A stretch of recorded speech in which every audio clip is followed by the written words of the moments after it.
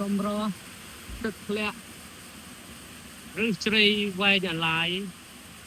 នៅបយាខាព្រះភ័ក្ត្រព្រះអង្គខ្មៅបយាខា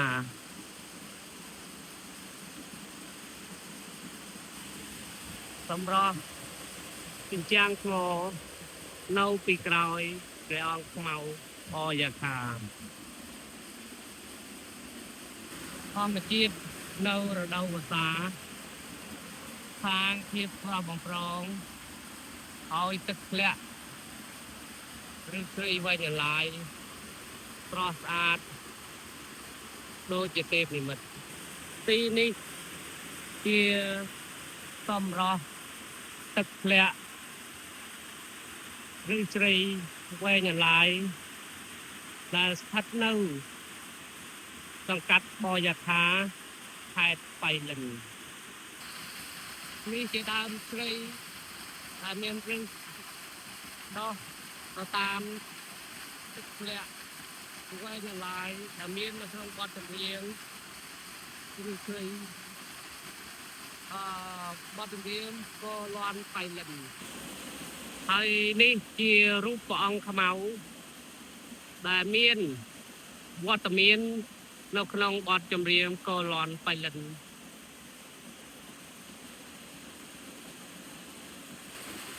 ថតវីដេអូពីជ្រុងមួយនៃដើមជ្រៃយើងឃើញថា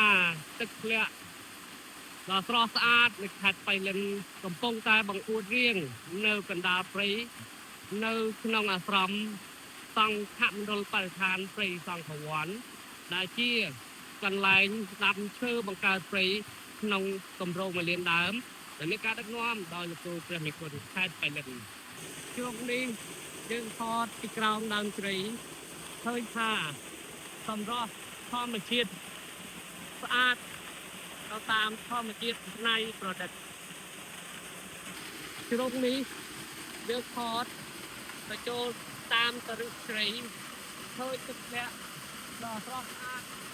នៅដំណក់តូចៗនៅក្នុងឫសជ្រៃផងដែរ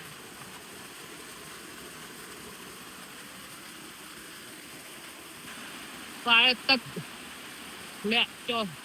ដ៏ច្រើនសន្ធោសន្ធៅកំពុងតែសាងសម្រស់ឲ្យទឹកធ្លាក់ឬជ្រៃវែងអាឡាយស្រស់ស្អាតទៅតាមរដូវទៅតាមអាកាសធាតុនៃទីក្រុងបៃលិនស្លែនៅលើដុំថ្មកំពុងតែសាងសម្រស់ដុំថ្មនៅទីនេះឲ្យជាវស្រងាត់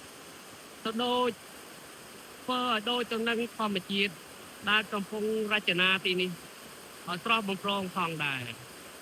ដើមឈើធំមួយដើមកំពុងតែផ្ដល់ម្លប់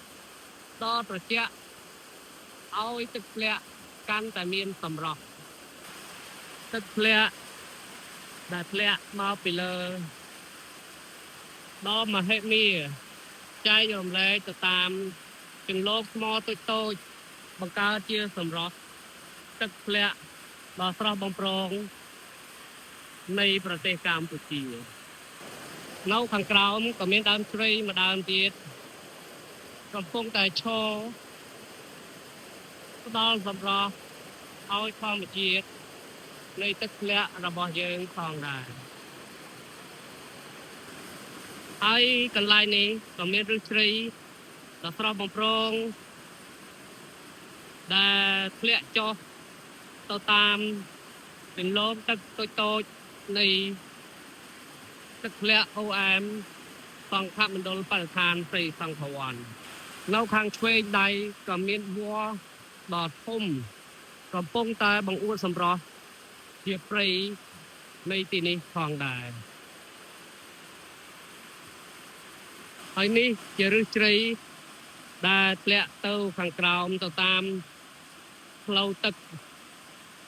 ដ៏វែងអន្លាយវីដេអូនេះជាវីដេអូដែលថតពីលើដើមជ្រៃឃើញភាពស្រស់បំព្រងដើមឈើនិងសម្រស់ទឹកធ្លាក់ដ៏ស្រស់ស្អាត ជ្រុងនេះក៏ជាជ្រុងមួយដែលថតពីលើដើមជ្រៃឃើញសម្រស់រុក្ខជាតិតូចធំនានាដែលឡោមព័ទ្ធដែលកំពុងឡោមព័ទ្ធនៅទឹកធ្លាក់ដ៏ស្រស់ស្អាតផងដែរជ្រុងនេះក៏មានសម្រស់ស្អាតមួយបែបទៀតនៅចន្លោះដើមជ្រៃធំនៅក្រោមទឹកធ្លាក់អូអែមនេះផងដែរចំណុចនីមួយតែងតែមានសម្រស់របស់ខ្លួនឯងតែងតែបង្កប់សម្រស់ដ៏ស្រស់បំព្រងរបស់ខ្លួនឯងទៅតាមធម្មជាតិដែលតាក់តែងបង្កើតទីនេះឡើង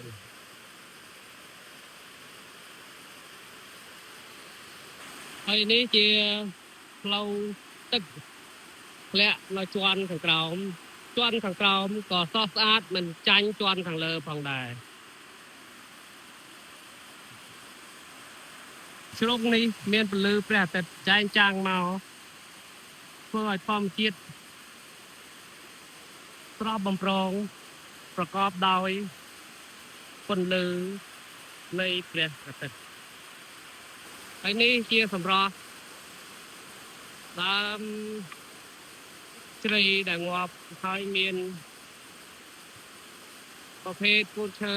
ដែលដុះលូតលាស់សារជាថ្មីជ្រុងនេះក៏មានសម្រស់ទឹកធ្លាក់ជាប់ជាមួយស្អាតទៅតាមសិល្បៈនៃជីវិតរបស់រុក្ខជាតិជាទីបញ្ចប់ទីនេះទឹកធ្លាក់ឬជ្រៃវែងអន្លាយខេត្តបៃលិនសូមជម្រាបលាពីសង្ឃមណ្ឌលបរិស្ថានព្រៃសង្ឃវ័នខេត្តបៃលិន